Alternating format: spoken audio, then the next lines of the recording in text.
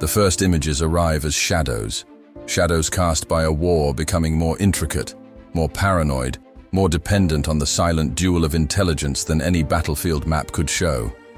And in those shadows, the Germans placed their faith in a strange invention, a sliver of glass, a trap made of reflection, a device so deceptively simple that Allied reconnaissance teams first dismissed the rumor as superstition. Trigger mirrors. The phrase itself carried the chill of something improvised in desperation, yet engineered with the cold logic of a nation hunted from the sky.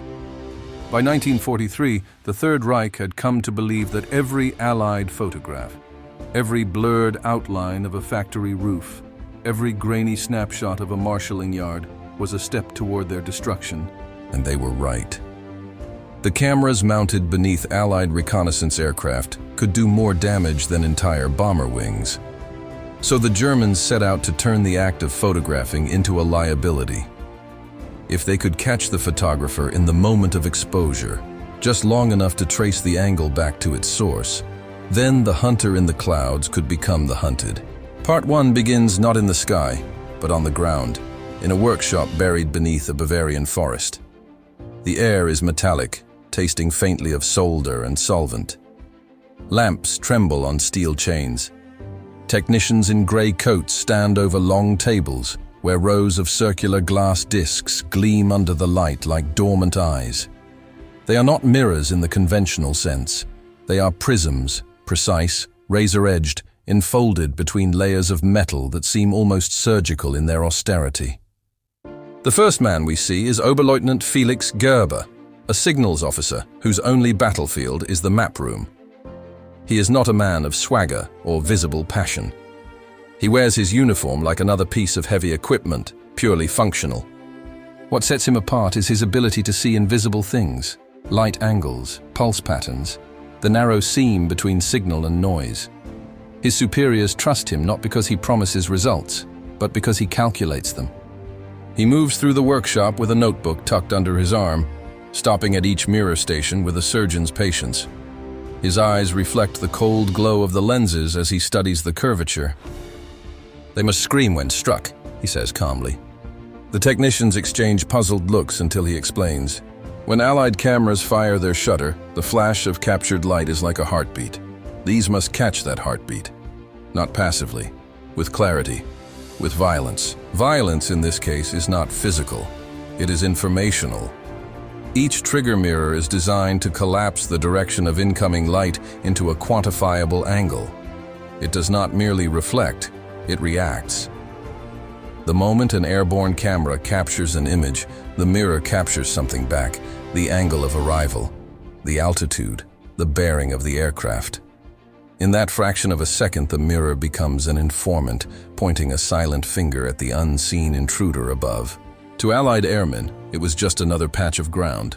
To the Germans, it became a sensor field stretching across factories, shipyards, and secret research sites, thousands of reflective traps waiting patiently in the open. Outside that workshop, Germany itself was tightening like a vice. The winter had brought a brittle quiet to its forests, the kind of quiet born of exhaustion, rationing, and news from the Eastern Front spoken in hushed tones. Every morning, frost choked the barbed wire around training grounds, and every night, anti-aircraft crews scanned the sky with the haunted vigilance of men who no longer believed they'd see peace. It is in this atmosphere that the trigger mirrors were deployed. Armored trucks carried crates to airfields, docks, and munitions plants. Soldiers hammered them into place around roof edges and rail spurs. From a distance, they seemed like nothing at all, just glints on metal poles. Small enough to be missed by any casual observer, innocent enough to look like maintenance fixtures. But at night, when the moon carved long blue corridors across the factory yards and searchlights probed the clouds like interrogators, the mirrors watched. And what they watched for was a single flicker of light from above.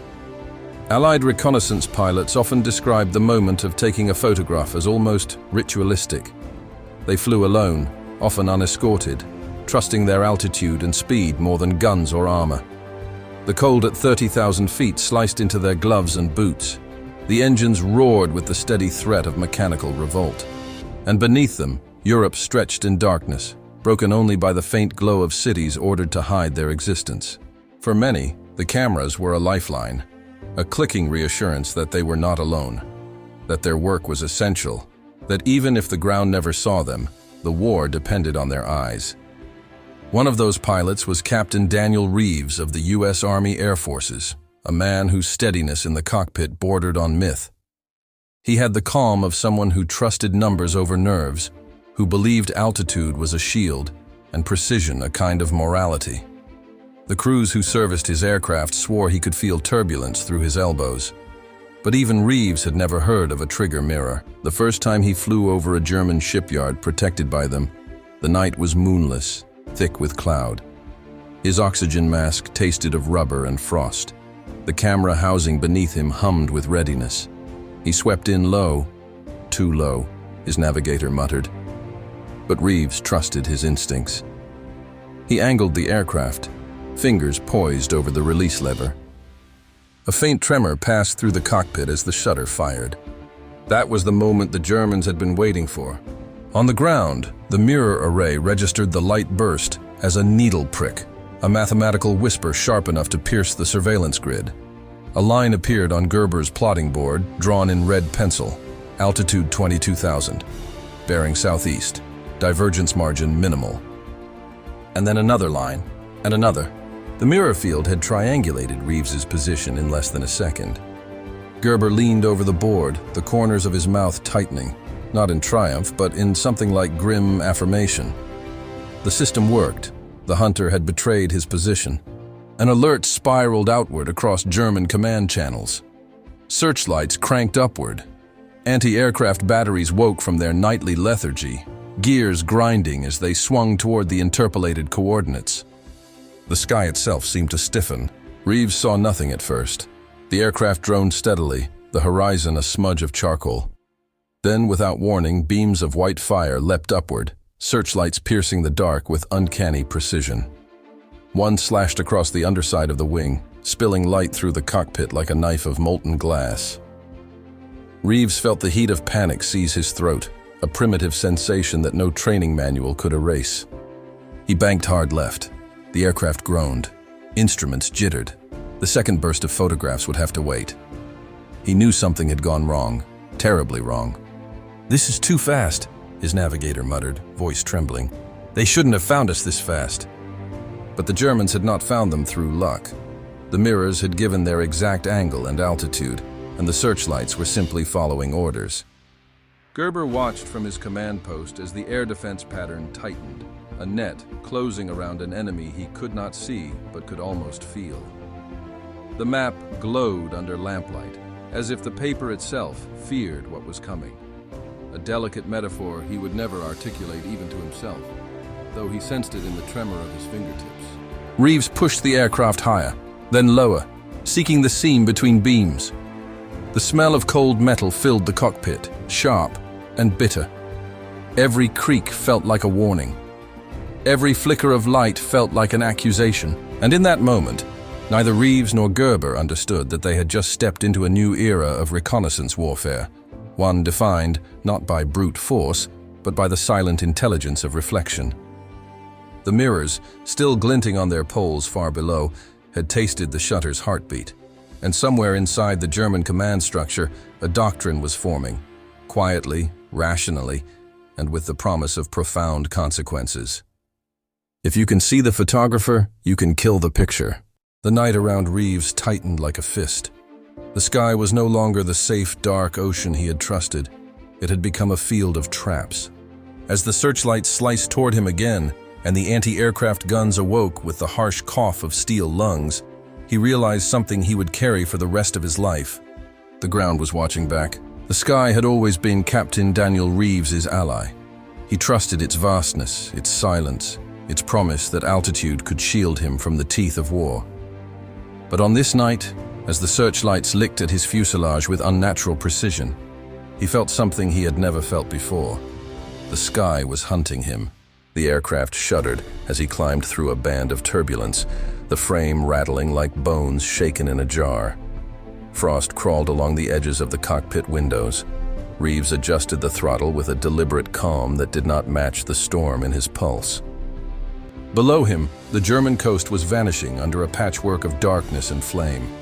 Searchlights swept across the night with a predatory rhythm, each beam moving not randomly, not searching, but tracking. As if the ground knew exactly where to look. As if something down there had whispered his coordinates with perfect clarity. Reeves didn't know that in a bunker miles inland, Oberleutnant Felix Gerber stood over a plotting board, following his aircraft with the cold certainty of mathematics. The trigger mirrors had done their work.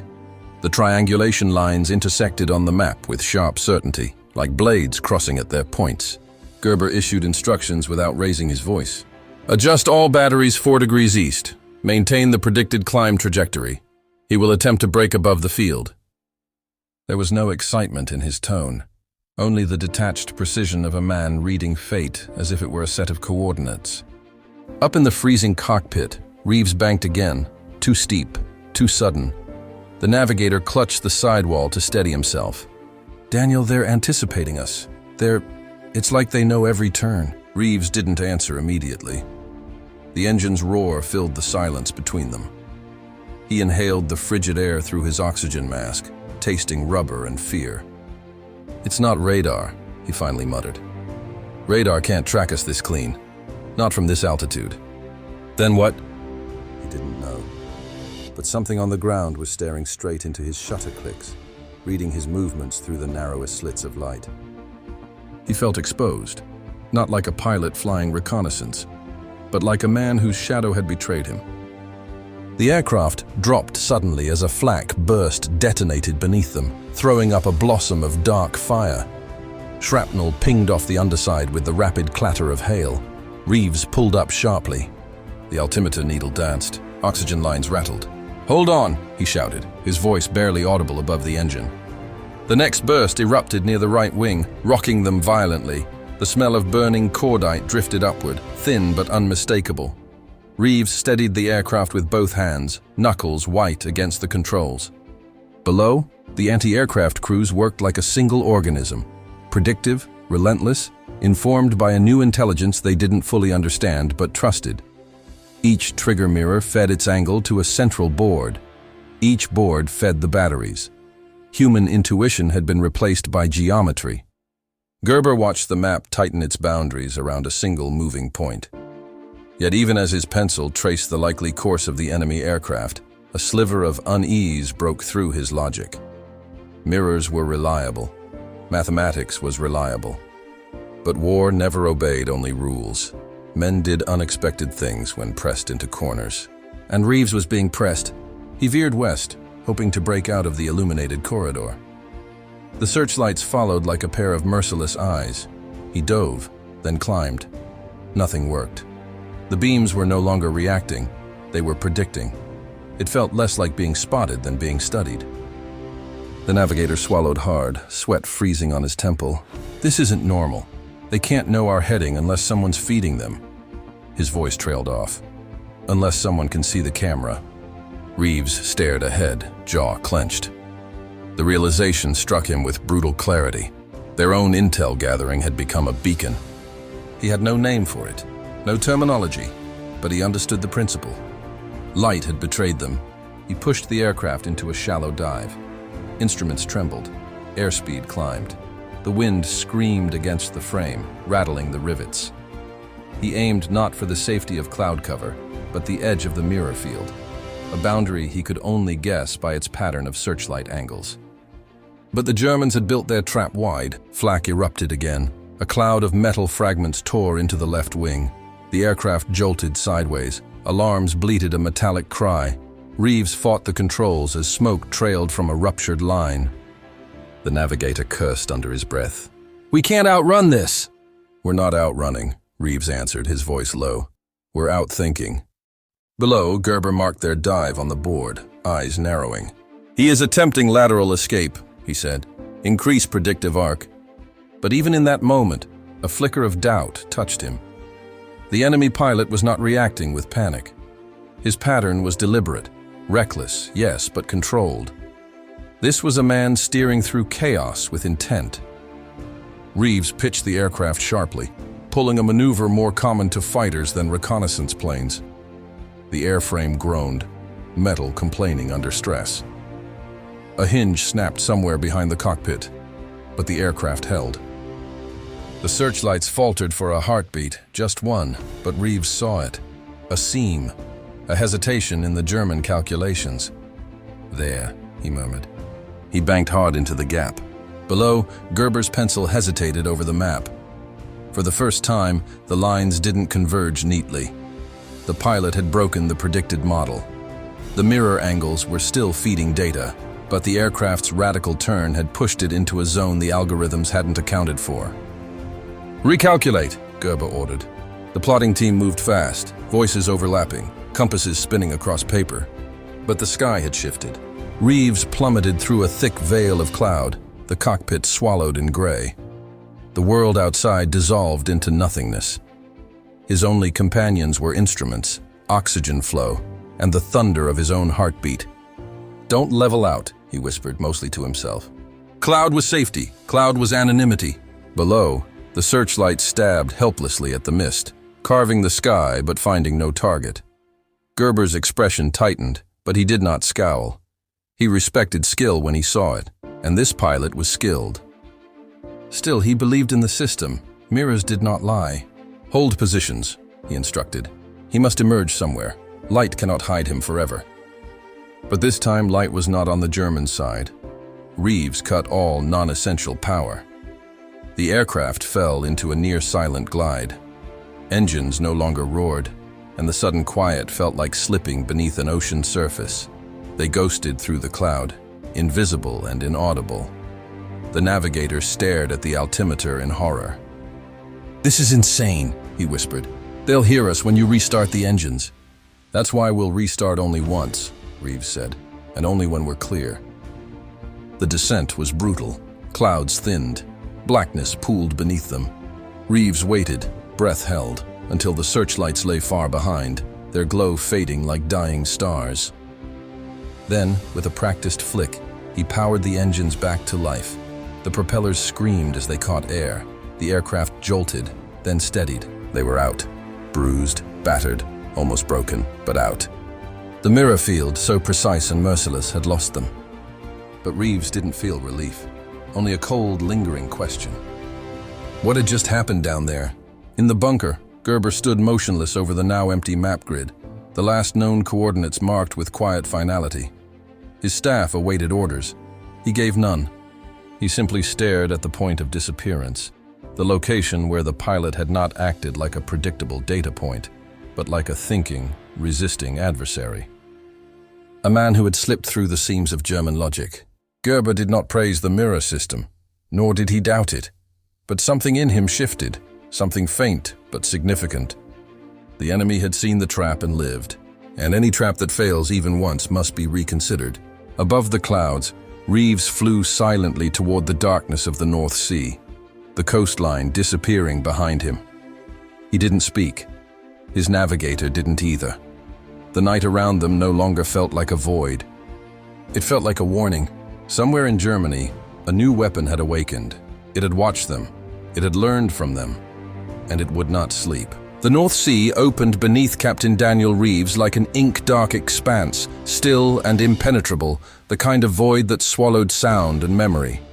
The engines murmured now rather than roared, coaxed into a smooth, steady rhythm to conserve what power remained. Smoke still trailed faintly from the wounded left wing, flickering away into the wind like a signal meant for no one. Reeves said nothing. He felt the night pressing against the cockpit windows, not menacingly, but with a solemn weight, like a witness to something that had not yet finished unfolding. The navigator sat back in his seat, oxygen mask loose around his jaw, eyes unfocused as if his mind was still trapped somewhere above the German coast. They were alive, barely, and the feeling was not triumph, but disquiet. Far behind them, the mirror fields lay in silence again. Their thin, reflective faces caught the pale moonlight as if nothing had happened. Just still glass, cold metal, and a network of angles waiting for the next shutter to betray its source. Reeves couldn't shake the sense that those mirrors had looked at him more intimately than any enemy ever had. By the time they reached their airfield in England, dawn had begun to leak into the horizon. The pale light stretched across the runway like a reluctant blessing. Mechanics rushed forward as Reeves cut the engines, their boots crunching across frost. Smoke still curled off the wing. The aircraft's belly was scarred with flak streaks, each mark a reminder of how close they had come to being erased. When Reeves climbed down the ladder, his legs stiffened under him. His gloves were soaked with sweat. He removed his helmet slowly, as if emerging from a world that no longer aligned with gravity. The commanding officer strode toward him with a mixture of relief and fury. But one look at Reeves's face stilled whatever reprimand had risen in his throat. "What happened out there?" he asked quietly. Reeves met his gaze. "They can see the camera," he said simply. "Something on the ground reacts to our shutter. Not radar, not searchlights, something else." The officer blinked. "Impossible." Reeves shook his head. "I saw the reaction. They knew exactly where we were the moment we took the first photograph." The officer frowned, then gestured toward the operations building. "Come inside, intelligence needs to hear this." Hours later, the photograph Reeves had risked everything to capture lay on a table beneath harsh lamps. It showed a shipyard in meticulous detail. But what drew the officer's attention were the strange metallic posts scattered across rooftops and open lots. Small circular glints of glass reflecting the afternoon sun. "What are those?" an intelligence analyst murmured. Reeves pointed at them. "Whatever they are, they're dangerous, and they're new." Analysts leaned over the image, magnifying glasses hovering like medical instruments over an X-ray. They debated possibilities, rangefinders, light sensors, decoys. But Reeves knew guessing wasn't enough. The Germans had shifted the war into a place the Allies were not prepared for, the realm where light itself could betray them. One analyst scribbled notes, his voice low. "If they can detect the camera's shutter, they can triangulate, predict." Reeves replied, "They can do more than predict, they can hunt." A silence settled over the room, the kind born not of shock, but dawning comprehension. The Allies had always believed altitude granted immunity. Now that belief cracked quietly, like ice beginning to fail under weight. Someone finally asked, "What did it feel like?" Reeves took a breath, closing his eyes for a moment. "Like the ground was alive," he said. "Like it knew we were watching." Across the channel, the man responsible for that feeling stood before a row of military officials in a stark briefing chamber in Berlin. Oberleutnant Felix Gerber presented his findings with calm conviction. His tone did not swell with pride. He was not a man who dealt in theatrics. His mind belonged to clarity, not applause. "The mirror systems functioned within expected parameters," he stated. "We tracked the reconnaissance aircraft with acceptable accuracy. However," he paused, pencil balanced between his fingers. "The pilot adapted faster than our predictive models anticipated." A general leaned forward. "Adapted how?" Gerber answered without hesitation. "By behaving irrationally." The general frowned. "Irrational?" "Yes," Gerber said.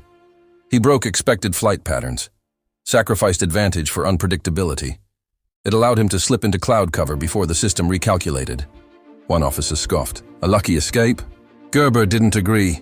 "Luck is not a dependable countermeasure, skill is." He stood straighter. "If one pilot can break our net, others will attempt the same. The system must evolve." The room hummed with murmured debate. Some argued for expanding mirror fields, some for integrating sound triangulation, others for creating decoy zones to trap pilots into predictable maneuvers. Gerber listened, patient and composed. But in the back of his mind, an unwelcome truth had lodged itself like a splinter. No matter how clever the system, war was fought by humans. And humans possessed something no grid of angles could fully anticipate. Instinct. Months passed. Mirror arrays multiplied. The Allies learned to suspect them. Photographers reduced exposure times. Pilots altered their approach angles. Some flew at reckless dips and ascents to confuse the mirrors. Others fired their cameras into empty countryside first, triggering the German system prematurely. The duel between light and counterlight grew stranger, more psychological, more desperate. Reeves flew again and again, each sortie threading through a battlefield that existed in the invisible spectrum between reflection and detection.